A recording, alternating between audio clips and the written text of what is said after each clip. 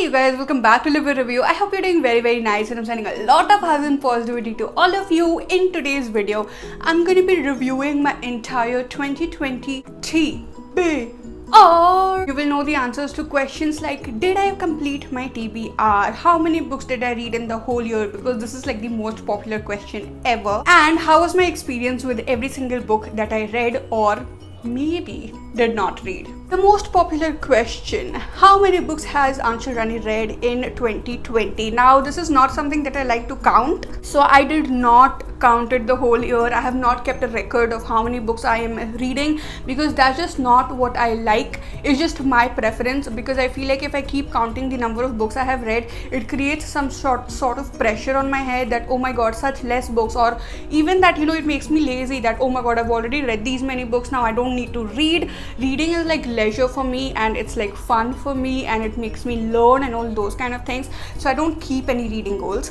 Enough of me blabbering. Now this is not the accurate number, but I have read 85 plus books excluding the books that I'm reading in December. So from my speed in December, I think we will cross 90 books in 2020. I'm actually really proud of myself, honestly, because of all the reading slumps that I've been having this year. This year was difficult, but yeah. The first book is The Only Negotiating Guide You Will Ever Need by Peter B. Stark and Jane Flahatri, and I have to always read the name because of how long it is, and I think I will always take the wrong name. I finished this book reading in 2020, but it was not as useful to me as I think it will be useful for me in 2021 because of the plans that I have, because of the goals that I have. It is a very beginner-friendly negotiating guide. I don't really think that avid readers can read this book. I mean, they can, of course, but it's like a very basic guide.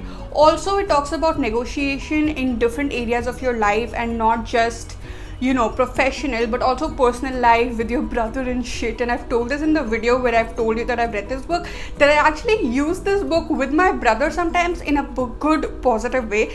And it works. Next up, we have Lolita by Vladimir Nabokov. I did not finish reading this book. Oh my god, the number of times I have tried to finish reading this book is like crazy. Next book I want to read is Lolita. The next book that I want to read is Lolita. Language in Lolita is kind of tough. This book is Lolita. I'm reading Lolita. Yeah, I've not read this book. I don't know why. Fine, the language is difficult and blah blah blah, but that does not mean I don't read the book. Like, I have read books that have very difficult languages anyhow, but I'm not able to read this one. But let's see, probably I'll read it in 2021. Next we have the Zahir by Paulo Covello. I did finish reading this book and wow, Paulo Covello can actually put a spiritual or philosophical spin on any part of your life, and this book is about that spiritual connection that you have to with yourself in marriage. What does a relationship mean? How should it serve you? How should it serve the other person? How to maintain your own identity when you are sharing it with somebody else. It is longer than I expected it to be. It is also very different from what I expected it to be. I thought it is like a story of obsession, so it will be something dark or something, but no, it is a story of a man and a wife, and the wife has suddenly, she disappeared and the man doesn't know where she is and what is happening, and has she been kidnapped? Did she leave him? What happened? And then it is a story of how this man is trying to get back to his wife, but that wife also becomes his obsession. So yeah. Next up we have The God of Small Things. I'm still reading it this month, so I don't want to give my final verdict. Whatever I have read from the book, I'm actually really liking it, but I don't think I'm at the part where things seem to start going crazy or those kind of things, so I'm still waiting for that. And except for the very difficult words that Arundhati Roy uses, that too in succession, which is one after another, there is a difficult word in the book. Except that, I think the writing style of Arundhati Roy is very simple. This is exactly what I experienced with the Utmost Ministry of Happiness also, but her content is really rich, because of which you really need to read the books slowly. You cannot rush through the book. I did try to rush through it, not rush, but I wanted to finish this book already. I'm reading it since so many days. I'm not able to, because her content is so rich. It is taking me so much time to consume it, or sink it or soak it in. Next we have Crushing It by Gary Vaynerchuk. Finished this book in this 2020 year. What I think is that this is not a book that you can actually ever finish reading. You do read this book once and you finish it, but you have to keep going back to it. It is a very, very detailed book for any kind of content creator out there. If you do want to have a personal brand using any of the platforms on the internet, I think this is a must read. It talks about the details, like the actionable steps that you need. Along with that, what I really like is how they have, like, Gary V has taken emotions into consideration. So this is the one gem thing about Gary Vaynerchuk, that he is not a robot and he doesn't do business or any kind of work in a very robotic manner. He is a human and you can feel it through his writing, through his content on Instagram, YouTube, all those kind of things. That is the speciality of this book, and also it comes up with the power package, of course, that we are very acquainted with. Like, if you know Gary V, you know what I'm talking about. Next, we have The Kite Runner by Hosseini. I did finish this book this year and oh my god, surpassed my expectations. When I picked it up for 2020, I was like, what is this hype about Hosseini? Like, I don't know why I do that. If an author is really hyped, I have this thing that, what is all this hype about? Like, what is so great? Like, blah, blah, blah. Because I am like more of a person who really reads like underrated books that are not talked about. So whenever it comes to like hyped authors or hyped books, I'm like, what is the hype about? And I have like these notions in my head, and it is very difficult for a book to actually reach those expectations that I then have from the author or from the book. This book did reach it like a lot, and I'm like, oh my god, like the characters from this book are always going to stay with me in my heart. It is a beginner friendly book. I've also recommended it in my beginner's book guide. The writing style is very detailed for me. I am not used to such detailing in writing.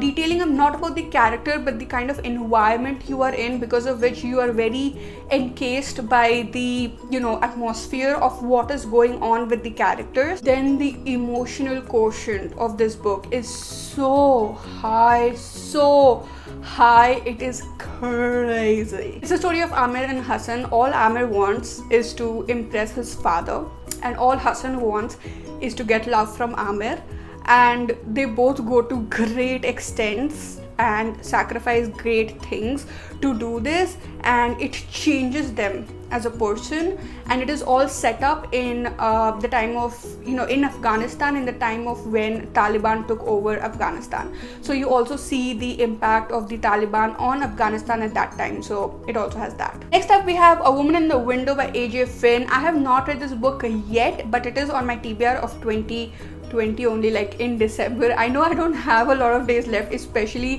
when you guys are seeing this video. I do not have a lot of days left, but I am going to pick this book up after The God of Small Things. I did try to read it in January, so I am very acquainted with the kind of writing style that this book has. So I think I will be able to finish it probably before 31st, or even on like 1st or 2nd. If I'm able to finish it by 2nd January or something, I think I'm good with it. Next up we have Retire Rich by P.V. Subramanyam. I did try to read this book, but I DNF'd it, and it's not like I did not read it in 2020, but I'm also not going to read it in 2021. A person like me who is not very financially stable right now, I do not have my finances in place, I do not have my income streams in place. I do have to figure that shit out, so which is the goal for 2021. So I am thinking that in 2021 I will figure that shit out, and then maybe in 2022 I will read this book. But if you do have your income streams figured out, then I think it's a good book. It actually tells you how you can retire early, how you can retire rich by simply investing 40 rupees per day. Like, that's it. I think it's a great concept. I read the book. It is very easy to read, but it is complicated, of course, or maybe like I found it complicated because I did not know a lot about the terms that have been used in the book. Next up we have Reporting Pakistan by Meena Menon, An Ordinary Man's Guide to Radicalism. Now, I did not read any of these books, and the reason is same, which is why I'm talking about both the books at the same time. Honestly, I wanted 2020 to be a year where I will read a lot more about, like, you know, these kind of things. I will expand my knowledge. I will make myself more like not knowledgeable but informed. But you can also read stuff to increase your knowledge about a lot of other issues, and so I picked on this book, which is why I kept these books in my TBR. But I made my TBR in January, and then the pandemic happened in March. So because of the pandemic, I have not been in a mindset to read on topics that can be potentially sad, or that can be potentially, like make me sad. I think sad is the only word that can make me feel like really sad. Okay, I'm just repeating myself, but really emotional that way, given that these books are non-fiction books. Like The Kite Runner is a sad book and it made me cry, but it is a fiction book and I can let it go, like, because I can think that it's a fiction book. These books are not fiction, they are non-fiction books, and I was too scared that it's going to be really sad, and there's just enough of sad news out there already in the world, and I was just really overwhelmed by it already, so I did not pick these books up. Next up we have Yes Please by Amy Poehler, and I did finish this book in this month itself in December, and oh my god, it is so much more than a book. It is like a friend, and it is like more like a journal actually of the author. So it is a very powerful book that will help you to motivate yourself and go out there and be yourself and embrace yourself and love yourself and all those kind of things. I have recommended this book in my 15 self-love book recommendations also, because of how empowering it is and how motivational it is and how inspiring it is. But at the same time, I don't really think that this book is a necessity for someone. It is gorgeous on the inside, like with all these colors and pictures and experiences of the author and all those kind of things. It is amazing, but it is not a necessity. I won't recommend it as something that you have to read. If you have certain amount of money with yourself that you want to spend, but it is not spare money, it is something that you can only get 1 or 2 books from. There are many other books that I think you can get, not this. But yeah, if you do have money that is spare, or if someone is gonna gift you a book, so basically if you do have extra money and you want to gift yourself something amazing and make yourself feel like really good and like, reward yourself and stuff like that, then this book is great. Next up we have Notes on a Nervous Planet by Matt Hagen. Now this is the kind of book that you must read and you must buy because of the impact it has left on me. Like, I do want to reread it in 2021 and 2022 and 2023, like every single year. I do want to read this book once because I want to be reminded of whatever this book has. This book is about how our world is slowly becoming noisier and noisier because of social media and this whole celebration of workaholism. There are so many comparisons and there are so many advertisements that are telling you to buy something, and there are so many notifications that are pulling your attention. And how do you prevent yourself from getting lost in the noise? How do you embrace silence, and how do you actually be with yourself in this age of noise? This book has my heart. First of all, the topic is amazing, but also secondly, because of the writing style. The lines written in this book are so simple. It's not something that you can't imagine or something, but the way it has been written in and the simplicity of it is what makes it crazy for me. Also talks about reading, which also stole my heart a little more than it already did. Even if you're like 14 years old, you have to read this book because you will be able to understand it. It is very beginner friendly and it is very important. I seriously, like, no matter what your reading preference and no matter what your age is, you have to read this book. Next we have Origin by Dan Brown. I haven't read this book because I don't know why. There is no reason why I haven't read it yet. It is there on my TBR of December, but I'm not going to read it, of course, because we don't have many days left to December and I want to read A Woman in the Window very desperately. Also because I don't know if I saw it correctly, but I feel like this book is a part of like series or something. If it is, then like, okay, what happened with me is that I was reading Dance by Murakami in the previous month, and later on I came to know that it's a part of a series, and there were certain things that I was not able to understand from Dance, and I was like, why am I not able to understand it? So when I googled it, that's when I knew it's a part of a series. and I have not read the books, like the first book of the series till now, which is why it did not make sense to me. So I have to really confirm about this book. Is it a part of a series or not? What is the whole point? Another book that has given me the strength to not only go through 2020 but live, actually. Like, I don't know how to explain this. You have no idea what this book has done for me. Elizabeth Gilbert herself has impacted my life in such a great manner and at such a great scale. I really wish I can meet her someday, but then sometimes I'm like, I don't want to meet her, because what if she's not like, you know, what I have imagined her to be and all those kind of things. Okay, so the book is Eat, Pray, Love by Elizabeth Gilbert. Now you guys know Eat, Pray, Love is all I want to do in my life, first of all. What actually happens is that this is a non-fiction book. It's the memoir of Elizabeth Gilbert. She has recently been through a breakup and a divorce, like back to back. So now she has to find herself. So she just sells everything and she's out there on a journey of self-discovery. She learns to eat in Italy, which is not eat, is a word that signifies pleasure. So she learns how to enjoy pleasure in Italy. She learns her spiritual powers in India, and she learns the power of love, the power of balance, the power of divinity in Bali in Indonesia. I want to explain about this book, but then the video will be too long, so I'm gonna make another video about it. Let's see, but for now, that's it. Okay, that's it. Next, we have 21 Lessons for the 21st Century by Yuval Noah Harari. I started reading Sapiens by this guy. I was not able to read it.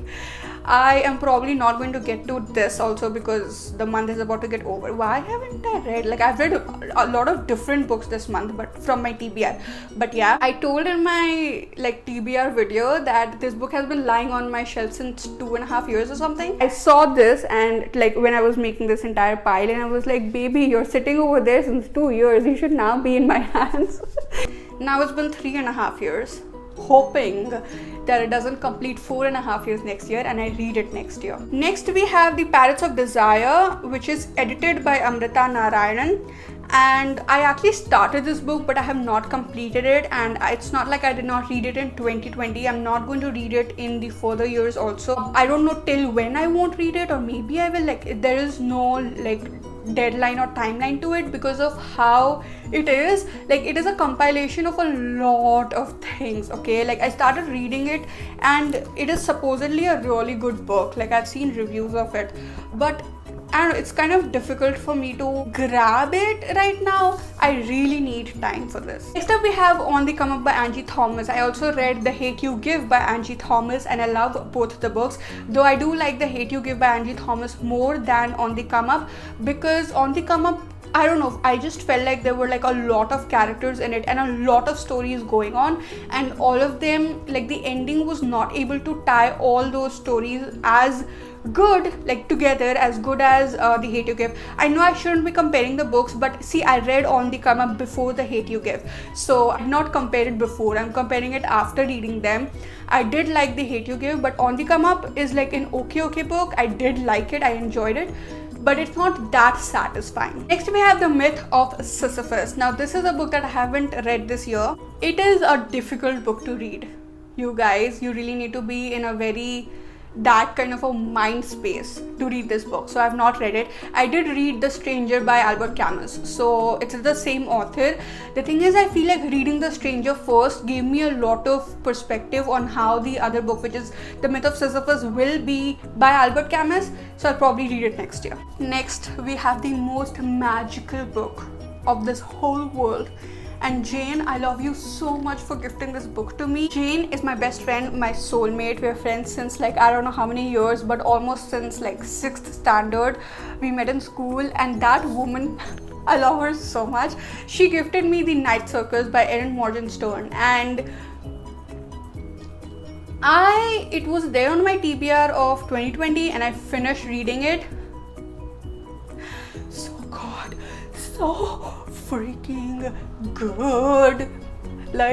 I am like, whoa, like I love this book. It's the most magical book ever. It is not a beginner friendly book, so don't read it if you're a beginner. But if you are an avid reader and you're looking for something really magical, avid reader as in if you have read like 10-20 books already and you're looking for like a magical book, then this is your freaking book. The story of two people, like they're children right now, and then when they grow up, they're supposed to like fight each other in a magical battle. So they're being prepared for it. Trigger warning, it has child abuse in it. I can only tell you this much, but it is so much more than that. It has such beautiful multiple characters, so many emotions packed in, such a beautiful love story, such a beautiful setup. Like, oh my god, like you really want to escape the reality, read this book, you will escape the reality. Next we have Good Girl's Guide to Being a... And I did read this book, but it did not meet my expectations. It is probably not what I wanted to read this year. Maybe if I'm in a different headspace from like a few years from now, I will like it. Last we have Great Expectations by Charles Dickens. This again is on the TBR of my December. Let's see if I'm able to finish it. If I'm able to finish Woman in the Window in 2 days, then maybe I'll like, that's the target for me for a Woman in the Window because of how it is. So if I do finish it, then I will read it. I have not read it yet.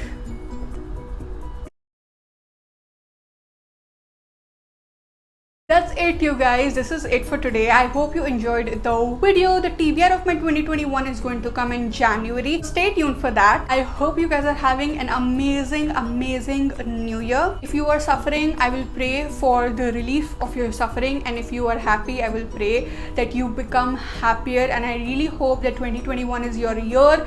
You kill it, but we don't know what the time is gonna bring for us, right? So let's not think about, you know, ooh, how's 2021 going to be? Enjoy this day that you have, enjoy the present, and celebrate the new year with your family and with your friends, or with yourself and maybe with your pet. All I'm saying is enjoy it. 31st of 2020 will never come. Like, even if the pandemic of 2020 is continued in 2021, guys, 31st December 2020 is never going to come. Make sure you're embracing the day. Make sure that you are saying goodbye to the year in a positive manner, and you are adapting to the beginning of the next year in a positive manner. I'm sending only and only positive and happy and lovable vibes to you guys. I'm sending a lot of love to you guys. A very happy new year. This is probably the last video that you will watch before 1st of January. That is why I'm blabbering so much. But yeah, I love you guys so much. This year has been incredible for me.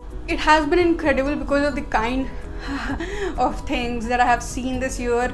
Things that you guys do know about, things that you guys don't know about. I dropped out of college this year. My YouTube channel is doing very good this year. I have been with my family for a very long time this year. I have discovered friends, and I've apologized to friends that I have not been fair to, and I have made new friends in this whole time.